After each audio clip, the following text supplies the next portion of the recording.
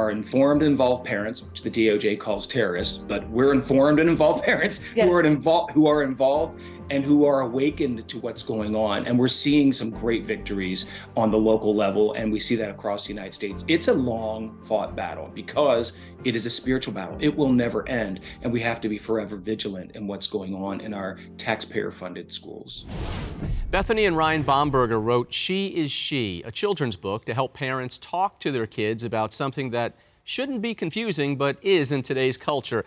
Bethany and Ryan, good to have you on Centerpoint. Oh, thanks for having us. It's great to be here. So, could you ever in your wildest dreams imagine you'd have to write a book like this? Never. I was a teacher for decades, and even being in the public schools and private schools and then homeschooling mama, if I had written this book 10 years ago, we would have thought it was just a big joke. But unfortunately, it's a very needed tool in today's culture. Yeah, how much changes have you seen in the schools, both suburban and urban, where you have worked? How much change has there been in the last 5 years? Oh, it's exponential. It's just a really significant change. And there's been a targeted agenda on our youth and on our children. And we're seeing what's happening now has really happened by design. There's a desire to really eliminate family, eliminate truth, objective truth. And so that's why we had to write She is She, to just bring back a foundational truth. She is she. Right. And we live here in Loudoun County, Virginia. You may have heard of yeah. Loudoun County. School board's gone wild. So another motivation for writing something like this. We're watching what's going on the shelves, and it's more than frustrating. It's absolutely devastating to see what's being poured into our children's little hearts and minds. And so we knew we had to combat this. So it used to be parents had the dreaded birds and bees conversation, right? And now it's gender identity added to the list. Kids are being constantly bombarded on social media and in pop culture, and so it's confusing. What advice would you give parents to actually try to talk to their kids? Well, we want to replace the fear that a lot of parents have in discussing a lot of culture-shaping issues with the confidence in knowing the truth. That's why in the book, She is She, we have a section that says, what does the Bible say? Another section that says, what does science say? Because science is constantly reinforcing the Bible. And so what we do, especially at sheisshe.com, we have resources for parents to dig deeper. The book is very age appropriate for kids 2 to 8, but there are deeper resources on sheisshe.com so parents can figure out exactly how to talk to their younger child, to their teenager, and maybe even how to discuss it among fellow Christians or those who aren't Christian. We have the truth on our side, and what we want to do is equip people with that so that they feel, confident and engaging in these issues. We cannot be silent. Right. We don't have the luxury of being silent. We need to be somewhat challenged, but also encouraged that, yes, truth is on our side. We can have these discussions, and we should be talking to our kids. Yeah, and God and science are not incompatible, right? As you put that in the book as well. But, the woke culture completely ignores the biological realities and differences between males and females. Why is that? How are they doing it? And why are they getting away with it? Well, why they're doing it, unfortunately, it's a deeper reason. It's just the lost want to just obliterate objective truth. That's really the goal. It's not just about erasing girls and women, but it's about erasing objective truth. And who is truth? God. And so when you reject truth, you reject that kind of design. So we see that going on all over the place. I mean, the woke and morally broke pretend that we don't know who we are. We have a Supreme Court justice, who says she doesn't know what a woman is. Of course we know what a woman is. And we know that gender isn't determined at birth. It's determined by our DNA at the moment of fertilization. So there's a lot of ideology that goes into this, which Bethany mentioned, the separation of student from parent, which is a very Marxist approach, and the abolition of religion. And when you abolish the author of truth, it's really hard to understand what is actually going on. And that's why as Christians, we are the ones who know the truth. And because we love people, we want to speak that truth, and we try to do it in a creative way. Yeah, we definitely know, too, that there's an enemy who does not love the identity of Christ in each of us. Right. He'll never be a co-heir with the King of Kings and the Lord of Lords. He knows that those of us that have the potential to be God's children are a threat to him. And so he's been out to really take our identity and to get people off track. And so when we have confusion about our identity, we can't be who Christ has called us to be. So I know that we're in a spiritual war, too. So you're in Loudoun County. You mentioned that in Virginia, and 2 years ago and last year we've seen the battles there at those school boards, parents getting arrested. Glenn Youngkin got elected as governor, and that kind of turned the tide a little bit. So are you seeing this across the country, the tide turning a little bit, or are we just right in the middle of this battle?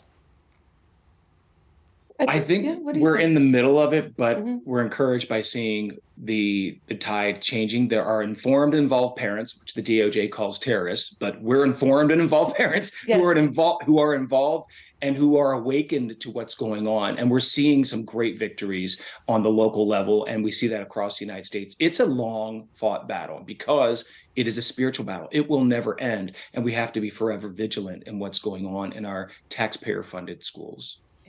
It's the 50th anniversary this year of Title IX, which was supposed to bring equality and fairness to boys and girls, men and women in sports and in athletics and in everything. That's being eroded in some respects. What effects is that having right now? Yeah, well, we're watching the erasure of women. And I always say, where are all the so-called feminists, right? You want to talk about a patriarchal society? Let's talk about a society where men are claiming that they're women and not acknowledging the beautiful biological differences that allow us to do things. Women can do things that men can do, and vice versa. I've had a number of children. I could tell you my husband could never have done that. And that's something beautiful to be celebrated. But instead, we're confusing youth and confusing a culture to say that that's not important, it's not beautiful, and it's taking away from really who we were designed to be. Right, and what we're seeing is LGBT patriarchy in schools. So you have guys replacing girls in sports where they're taking their records, they're taking their scholarships. We see it in pageants, we see it in other programs where girls and women are supposed to be the recipients, and someone who identifies as a man is taking that place. And that's the actual definition of patriarchy, what feminists used to, fight against. And so all the women's rights that have been paved all over these years are now being steamrolled over by LGBTQ plus ideology. Well, people should go to Radiance Foundation, which you co-founded, for more information, and sheisshe.com. And we really appreciate you both coming on. We wish you luck with the book. Thanks so much. It was great to be with you. Well, never in a million years did moms and dads think that raising their own children would ever be in question. But as we've seen lately, there are battles everywhere over whether parents or schools will decide what's best for kids. Georgia Congressman Rick Allen is co-sponsoring the Parents' Bill of Rights Act and joins us right now. Congressman, thanks for being with us in Centerpoint. Good to be with you. Thank you. It's a privilege, and hello to all of our fellow believers out there. And thank you for, as I tell folks back home, keep the faith. God is at work, and He is at work in this place. And I see it constantly, and I'm just tickled to be a part of it. Some would say it's amazing that we'd even need a Parents' Bill of Rights Act. Was the last straw what we've seen over the last year or two, where the Biden administration labeled parents who are pushing back on the woke agenda at school board meetings as domestic terrorists? Right. Well, here's the thing. It's in the top 10. Okay. Honor thy father and thy mother. And what they're trying, what these people are trying to do is take away that commandment. They're trying to say that teachers and counselors and psychiatrists are more in tune with the children today and the needs of children. In fact, they say in the markup, it was incredible that they said that, some parents even get hostile because, they don't like what their children are being taught. You have to be kidding me. So obviously when we got the majority back, this was part of our commitment to America to put the parents back in control of education and not to fear. In other words, when this becomes law, there will be no fear for parents to take over the education of their children. And of course, obviously, we want education choice. We don't want to lose a child in this country. If you're not reading at the third grade level when you finish the third grade, you're probably not going to graduate from high school. If you don't graduate from high school, you're going to end up making a living in the streets, and that never ends well. And so we don't want to lose a child. We want every child in this country to have the opportunity to get an education. And also, I believe it's important to teach our children values. The only way to do that is through a biblical-based education. And what we're seeing in education is, I mean, with critical race theory, it is not biblically based. It's divisive. The Bible wants to bring us together. John 17:21 was clear when Jesus prayed for us. He said, you know, we are one. And we want children to be able to have that opportunity. We don't want to force it on them, but they should have that opportunity. Those parents should have that opportunity. And they have that opportunity in my district at Heritage School. So what's actually in the act? What's the legislation? Well, here's what we do. We say, all right, parents, you have the right to get involved in the school, to get to meet with the teacher, to have parent conferences with the teacher, to know what is available as far as the curriculum is concerned, to know exactly what the school is spending, and look at their budget and look at the environment. We want the parents involved in our children's education, and basically the law allows them to do that. Now, there's all the specifics of how to, because you have to deal with, all kinds of different situations. But I could get into the weeds a little bit here, but really it's just a comprehensive bill to give parents that opportunity to go to the Board of Education meetings, to voice their concerns, to go into that school, to voice their concerns.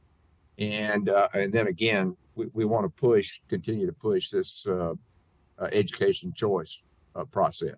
Correct me if I'm wrong, but I have not seen one Democrat sign on as a co-sponsor yet. Do you think there will be bipartisan support that this could pass the Senate as well at some point? I'm afraid that the Democrats are owned by the teachers union. I hate to admit that they're more loyal to the teachers union than they are to the students in their classroom and the parents of those students. The teachers union are totally against this legislation. And of course, that comes down to political funding. The teachers union commits a tremendous amount of campaign funds to Democratic candidates. And it's hard for me to believe that that exists in this country, but it does.